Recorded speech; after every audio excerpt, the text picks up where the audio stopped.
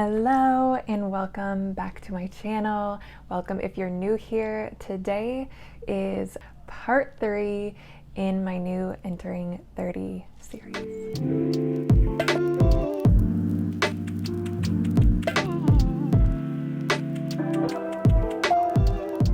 This is a series that is all about entering into a new season, which for me is going to be turning 30.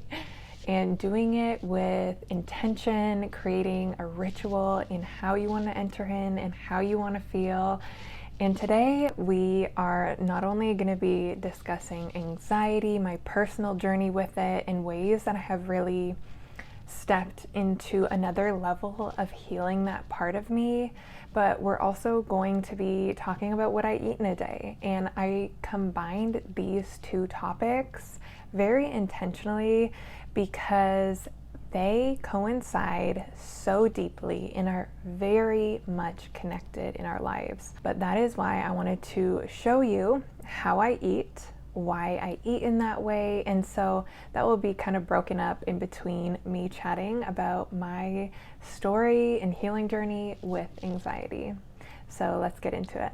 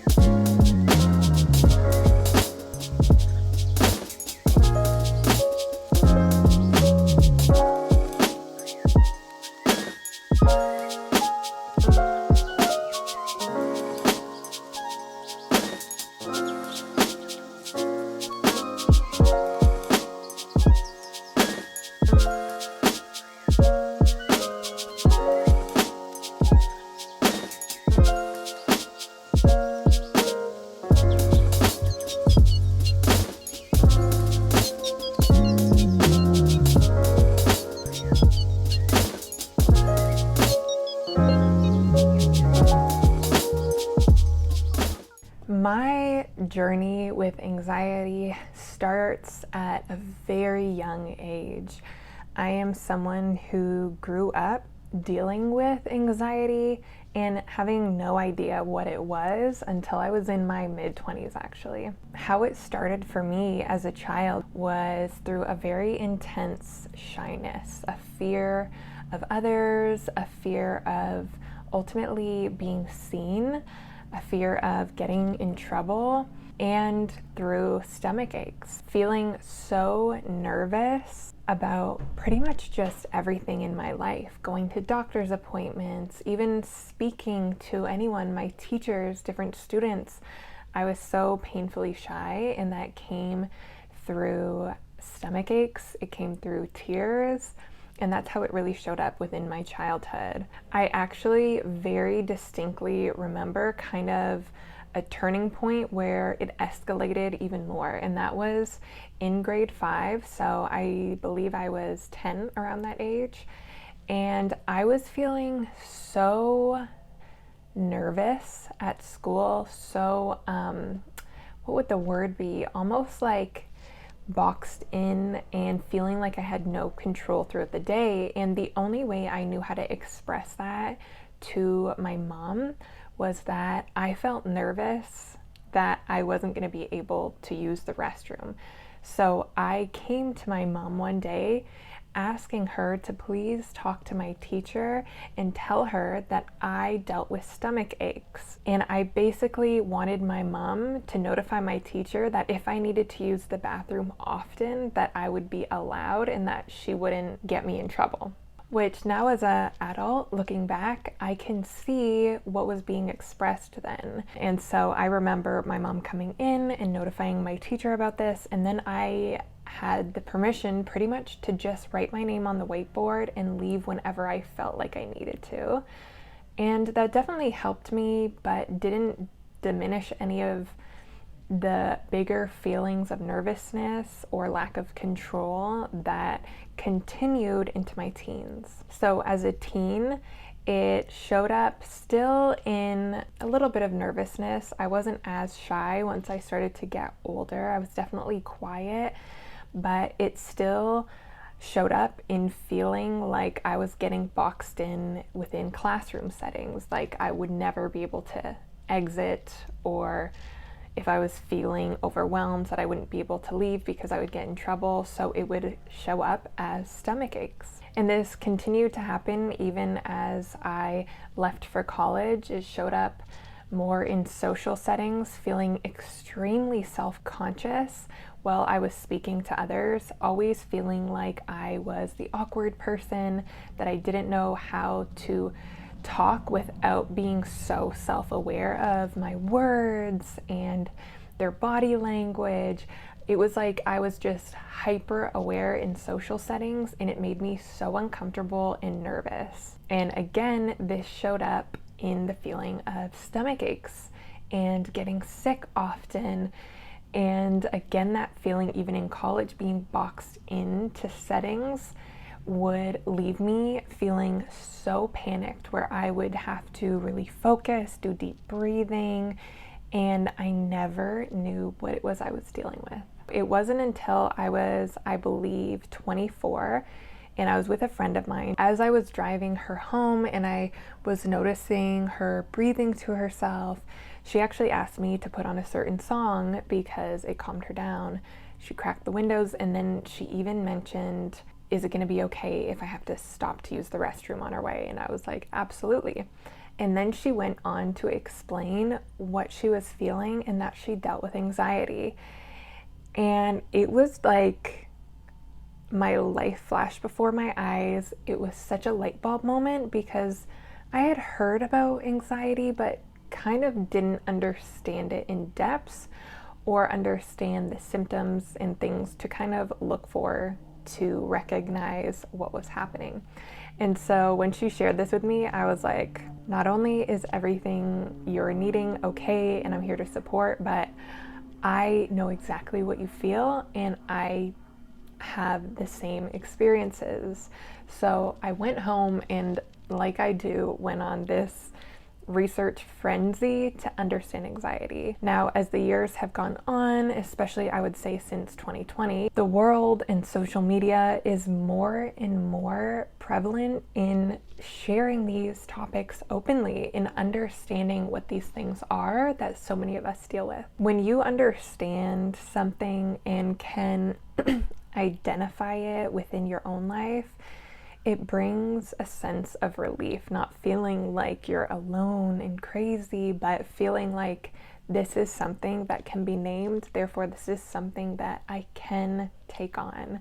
Being able to recognize what I was experiencing was so important in my journey. And it's really only been in the last year that I feel like I am on the right track, that I am on track to really healing this part of my life that has felt like such a big block in things that I want to do, in who I know I am.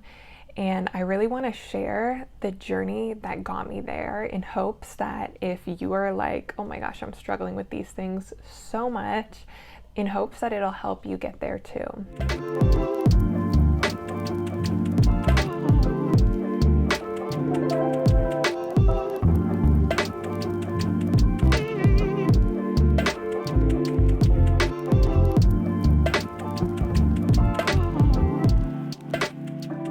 So my approach to healing on any level is what I call gentle healing.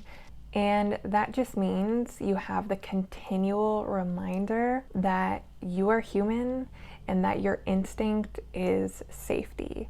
So many of these disorders or mental illnesses or struggles that we deal with on a mental and emotional level are our body's instinct of survival and safety. And so when you continue to remind yourself that that is your body's instinct and it is okay, it doesn't make anything wrong with you if you're dealing with these things and are struggling to overcome them, remind yourself that everything you're feeling and experiencing and struggling with is ultimately your body's way of trying to protect you. So to understand that before you enter in should feel like a relief. There's nothing wrong with you. It's not a bad thing to have something like this or any kind of mental illness or struggle. It is okay. We live in an incredibly fast-paced world, and my belief is that all of us are so deeply traumatized by conditioning and by learned behavior in society that we have to confront these things and go on this healing journey. But first, we have to recognize that it's okay that we're here in the first place. One of the first things that helped me to enter into these stages of healing my anxiety was to understand what it meant to really be present in life. What helped me to understand that was the book, The Power of Now. I mentioned this in one of my previous videos. I've talked about it on Instagram a lot. I highly recommend everyone to read this book because it is ultimately about understanding how so many of us, if not all of us, are living disassociated from the present moment.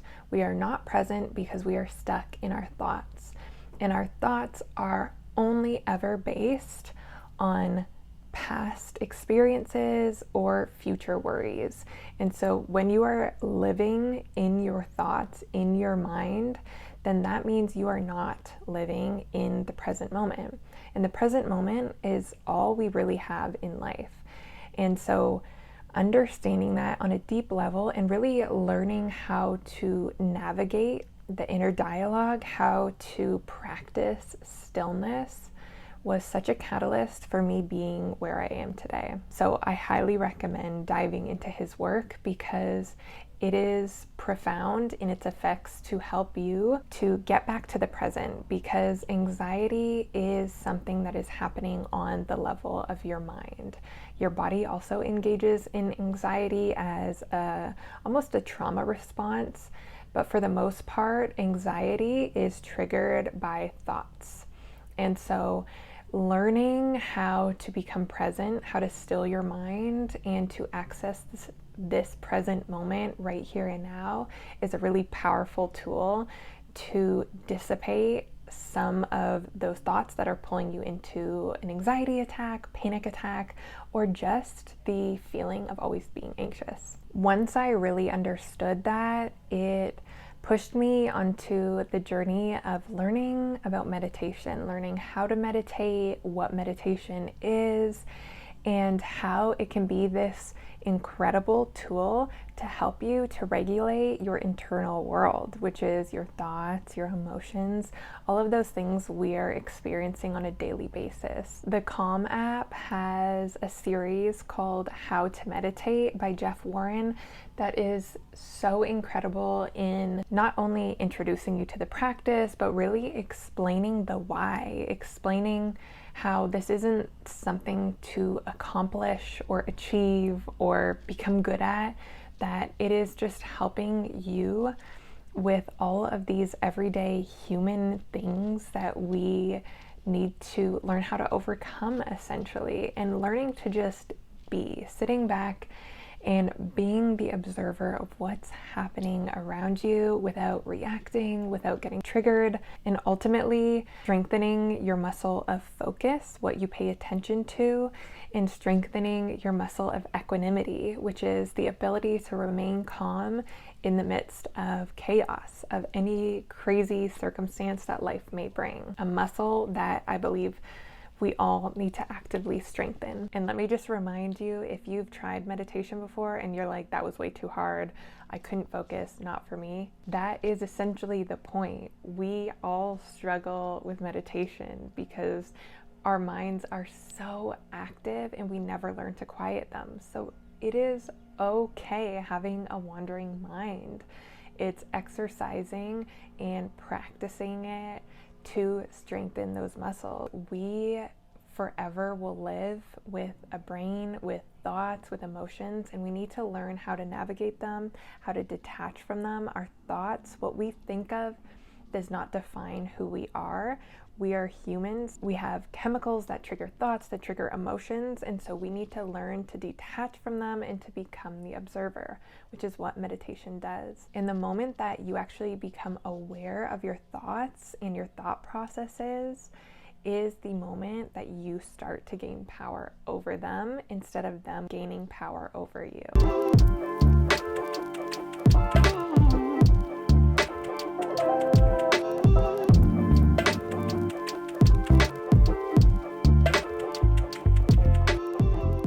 And this leads me to learning the power of non-resistance.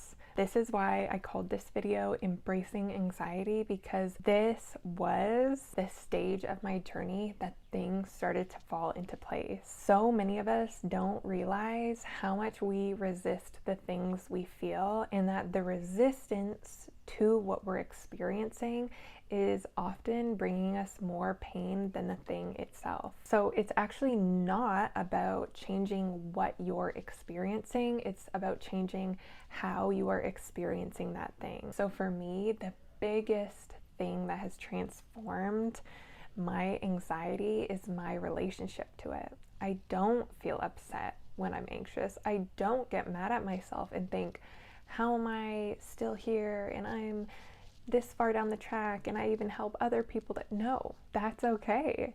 It's transforming my relationship to it by embracing it and saying, hey, this is present in my life right now. This is something that my body is nudging me about and saying, hey, listen up. We're experiencing some fear right now. And it prompts me to be present, to maybe care for myself in a different way, to maybe pay attention to things that I need to do to care for me, to care for my mind, to care for the emotions and things that maybe I was neglecting. It's an indicator to pause and pay attention. It's not something to get upset about. Remind yourself it's not about not repeating old patterns. It's about noticing it, becoming aware of it, and changing your relationship to that. The more I've learned about mindfulness and mindfulness tools for even pain management, I realize and have learned that oftentimes the stories we tell ourselves about the pain are harder than the pain itself. So then how do you process and handle being triggered by anxiety? How do you actually deal with it in a healthy way, in a way that you are essentially embracing it? First is to notice the feeling. And how I like to do this is by noticing the sensation in my body. Anytime you can get out of your head and focus on your body and the sensations it feels is a way for you to gain power over the anxiety, because it always wants you to live in fear within your thought. So first thing is noticing the sensations that are coming up in your body and be present with it. Don't make up any stories about it being bad. Be present and notice that it's there. So if it's coming up in your stomach, I want you to be with it. Put your hands on your stomach or your chest or your mind, wherever you can feel the sensations coming up. I want you to enter in lovingly and hold space for that. And I want you to let go of the idea that you need to get rid of this feeling. Because again, when you are feeling like, I need to get rid of this, I need to not be anxious, that is resistance. What you resist persists, because when you are resisting something, thinking it's bad, thinking you do not want it, you need to get over this, then your focus is on that thing. And where your focus is, that's where your energy goes, that's where you continue to stay. When you're aware of these sensations and present with them, that is your mindfulness, that is your loving awareness.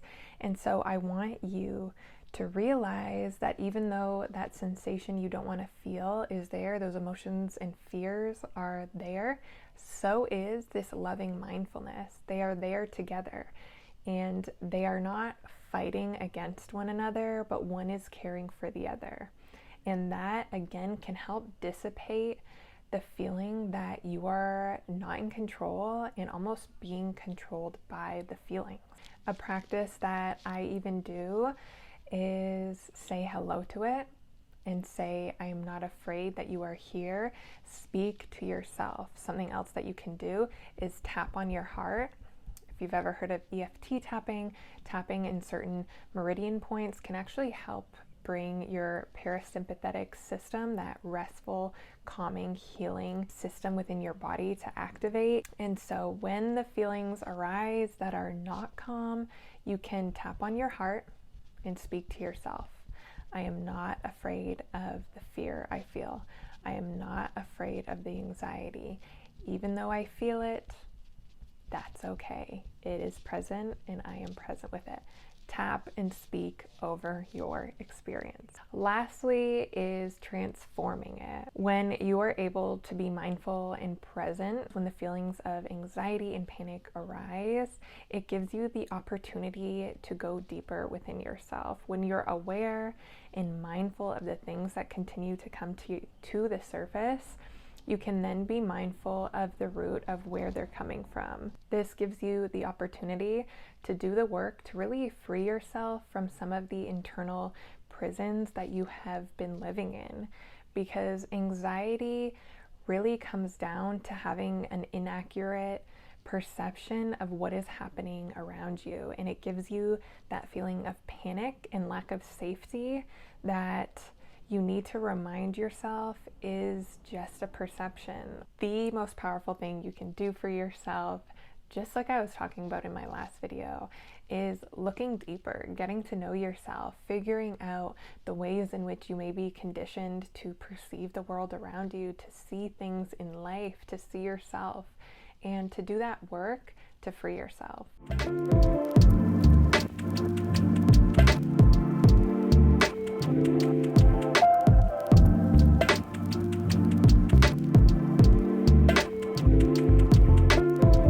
I really hope that this video gave you a feeling of relief in a way, a feeling of being seen, and the ability to tackle something that maybe felt impossible. If you did find this helpful and someone comes to mind that you think it would help as well, share this video with them. I want to get the message out to more people because so many of us are struggling with this, and we're struggling against it instead of embracing it. Anyways, I hope you have a lovely rest of your day.